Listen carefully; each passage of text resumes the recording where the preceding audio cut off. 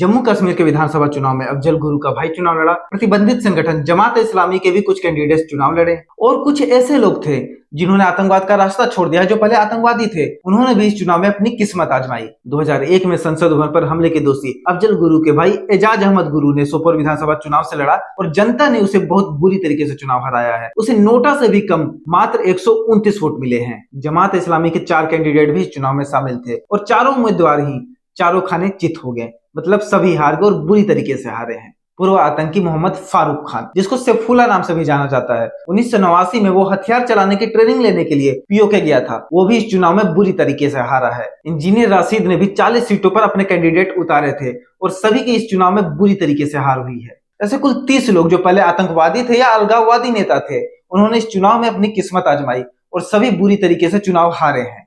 इनमें से ज्यादातर की तो जमानत जब्त हुई है। जम्मू कश्मीर के विधानसभा चुनाव में नेशनल कॉन्फ्रेंस और कांग्रेस को बहुमत मिला है और 15 साल बाद दोनों सत्ता में वापस आए हैं। जम्मू कश्मीर की 90 विधानसभा सीटों में से 42 सीट पर नेशनल कॉन्फ्रेंस, 6 सीट पर कांग्रेस, 29 सीट पर भाजपा, 3 सीट पर पीडीपी, जबकि 1 सीट पर आम आदमी पार्टी को जीत मिली है और बाकी सीटों पर निर्दलीय चुनाव जीते हैं। तो ये रहा जम्मू कश्मीर विधानसभा चुनाव का हाल। धन्यवाद।